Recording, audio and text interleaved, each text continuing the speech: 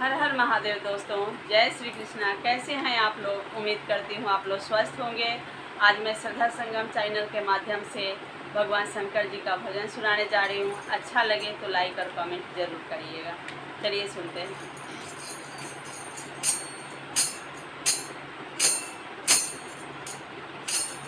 कवन नगरिया से आइल रे जोगिया, अरे कवन नगर जोगी आई भैले ठाड़ हे, आहे कवन नगर जोगी आई भैले ठाड़ हे। कवन नगरिया से आइल रे जोगिया, अरे कवन नगर जोगी आई भैले ठाड़ हे। अवध नगरिया से आइल रे जोगिया, अरे राजा का दुआरे जोगी आई भैले ठाड़ हे, आहे राजा का दुआरे जोगी आई भैले ठाड़ हे। अंगना बहारई ता चेरिया लौड़िया हे, आहे जोगिया किया हो चेरिया भिक्षा देइया वहे, आहे जोगिया किया हो चेरिया भिक्षा देइया वहे। तर कैली सोनवा पड़तील चाउर हे, आहे भिक्षा ले बहड़ भैली चेरिया लौड़िया हे, आहे भिक्षा ले बहड़ भैली चेरिया लौड़िया हे। भिक्षाओ न लेवे जोगी मुखहु ना बोले हे, आहे बेरी बेरी बोले जोगी गौड़ा हो हमार हे, आहे जीनी रे बोले ली चेरिया उहे ले आवस हे, आहे जीनी रे बोले ली चेरिया उहे ले आवस हे। तड़कली सोनवा पड़तील चाउर हे, आहे भिक्षा ले बहड़ भैली गौड़ा की आमहे, आहे भिक्षा ले बहड़ भैली गौड़ा की आमहे। भिक्षाओ न लेवे जोगी मुखहु ना बोले हे, आहे जीनी रे बोले ली चेरिया उहे ले आव।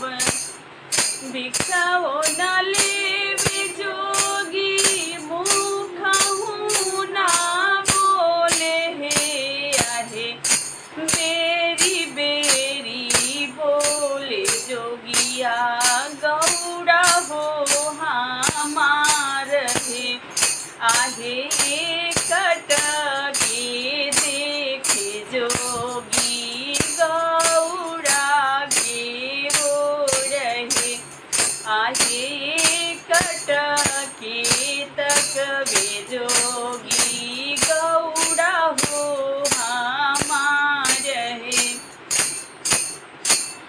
जब बड़ौड़ा जोगिया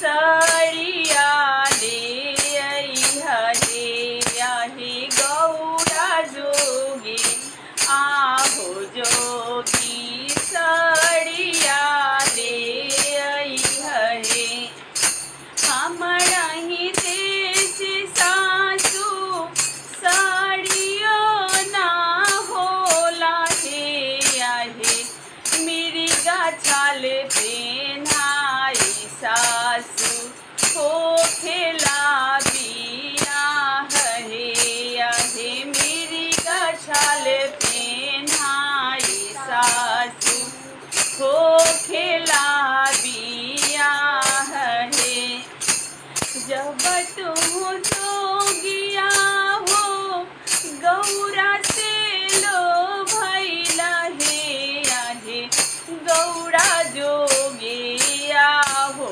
जोगी गहना ले अइहा हे आहे गौरा जोगिया हो जोगी गहना ले अइहा हे हमरा ही देश सासु गहनो ना होला हे आहे रुद्रमाला पेन्हाई सासु हो खेला बियाह हे आहे रुद्रमाला पेन्हाई सासु हो खेला बियाह हे जब तुम जोगिया हो गौरा से लो भैला हे आहे गौरा जोगिया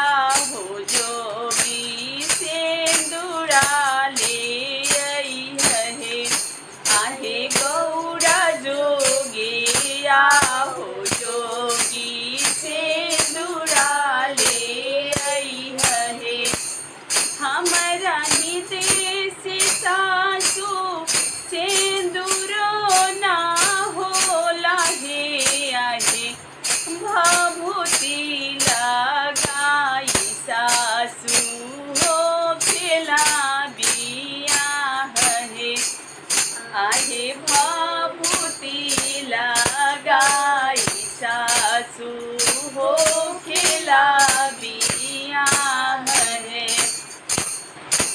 जब तुम जोगिया हे गौरा से लो भैला हे आहे गौरा जोगिया हो जोगी गड़िया ले अइहा हे आहे गौरा जोगी आहो जोगी डोलिया ले अइहा हे हमरा ही देश सासु डोलियो ना होला हे आहे आहे बस हा पड़ चढ़ाई सासु हो खेला बिदाई हे आहे बस हा पड़ चढ़ाई सासु हो खेला बिदाई